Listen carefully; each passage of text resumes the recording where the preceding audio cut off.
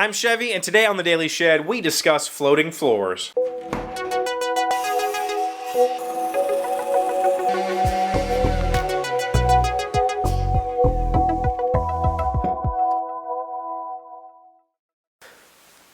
Hello, friends. Welcome to the shed. It's Wednesday, Workshop Wednesday, Gaming Wednesday for me. Hopefully it's Gaming Wednesday for you as well.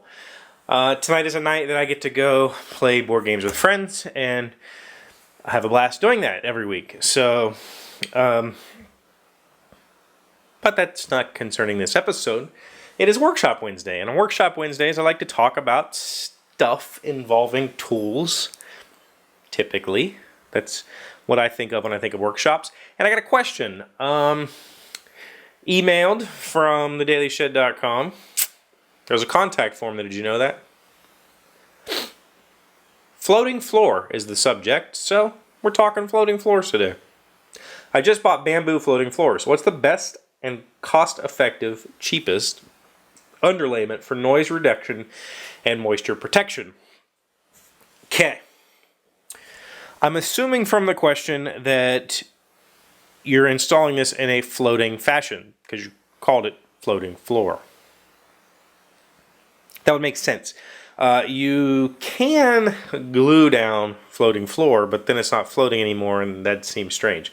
The same with engineered flooring. Engineered flooring is essentially floating floor, but it's hardwood throughout, and not the fiberboard stuff. And you have a couple of different options. Some of this depends on what you're putting the floor on top of. For instance, I have bamboo engineered hardwood in my living room, and I didn't put anything under it. It's sitting directly on top of the OSB subfloor that was in this house when it was constructed. There is one section up by the front door where I pulled up linoleum and I put down some plastic there just to keep the floor from sticking there, because I did put it in a floating fashion. But other than that, it's just sitting on top of the OSB. Now, why did I do it that way? I didn't see a reason to spend anything for noise reduction or anything like that. And so far it's been not an issue. But in my old house, I had floating floors.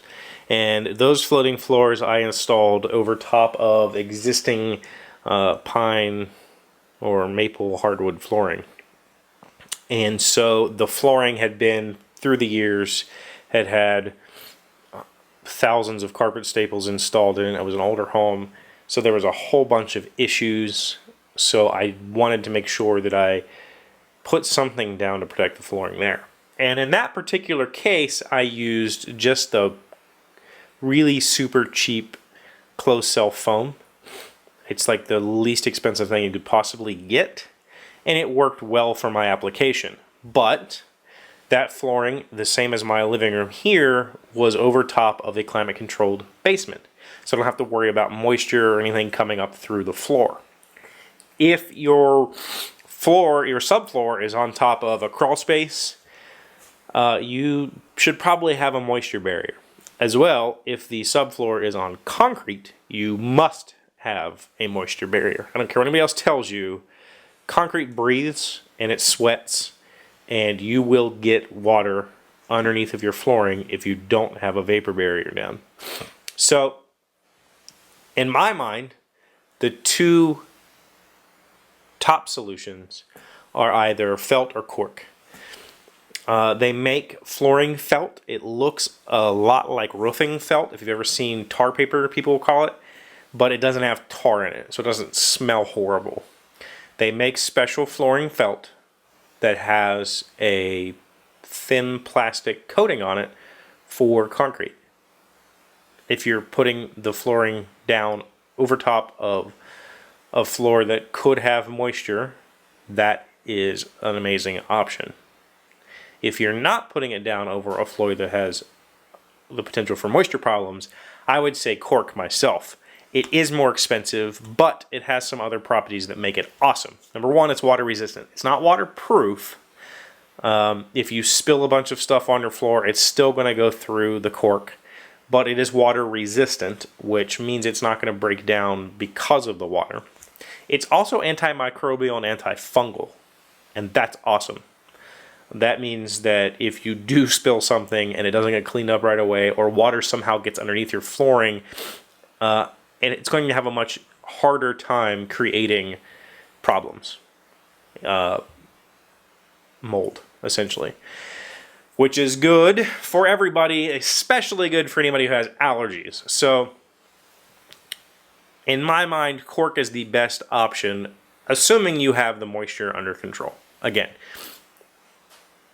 climate-controlled rooms, climate-controlled air below the subfloor, whether it's on concrete or not, whether your subfloor has a whole lot of unevenness, like if it's an older hardwood floor from an older house and the boards are all wonky, you're going to want to put something in there, if for no other reason than it's going to fill some of the space and allow the floating floor to lay more level, but also any little imperfections when you walk on the subfloor are going to make it shift and you can feel it. Like my living room floor, even though this is a brand new house, you can still feel a little movement in the flooring, and part of the reason of that is my floor joists were kind of bent from the factory. This was a modular house, and the builders here cut those floor joists out and replaced them, so it's a little bit weird.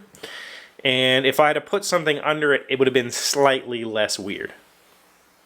Not by any measurable degree, though. The main thing that the padding underneath of the flooring is going to do is keep it from wood-on-wood contact, so you won't get any kind of knocking sound if you jump on it. Personally, I've never experienced that. But at the old house, like I said, I had a whole lot of staples, and some of them had been hammered flat, and I tried to pull them all, but just having that little thin barrier kind of fills in that void or fills in that high spot so that it doesn't cause a problem on your flooring. That is pretty much everything I know about vapor barriers. There are tons of resources that you can look into for this. The foam is going to be your absolute cheapest option, and it works perfectly fine, assuming that you have climate-controlled air below your subfloor. If you have the potential of moisture coming through the flooring, especially on a concrete floor, it's out. Don't use it. It's not going to do anything. It's just basically a noise barrier and a gap filler. The felt paper is going to provide you essentially the same noise reduction abilities, but it also, getting the plastic coated stuff gives you the moisture barrier. And then the cork is all around the best, but it's also the most expensive. I shouldn't say that. There's probably more expensive products, but I don't know for sure. That's all I know. So I hope that helps you. I hope that helps somebody. If you're thinking about laying floating floor, which I recommend it, honestly, I really love it. It's super easy to put down. And if I want to change the look of my home in the future, I'm not tearing out thousands of dollars of hardwood to replace, a room like my living room. I think I spent maybe $800 on the engineered hardwood up there. And if I'd have done it in floating floor, it probably would have only cost me a couple $100. So if down the road I decide, hey, I want to put some darker hardwood in here, darker flooring, pull it out and put in darker flooring. So I like my floating floors. I hope this helps you. That's all I got for today. Tomorrow's Gaming Thursday. Let me know if you want me to cover any particular, maybe Android games or board games or anything in the comments below. Let me know if I'm wrong about the underlayment stuff. Let me know if you have any experience with floating floors. Have you ever installed floating floors? Please put that in the comments below. I'm looking to do some more flooring in my house in a very near future, and I will be doing videos about that. Maybe not here on the shed. I might do build videos, but I'm sure we'll discuss it, because we discuss everything. Because you're my friends. Because you come back every day.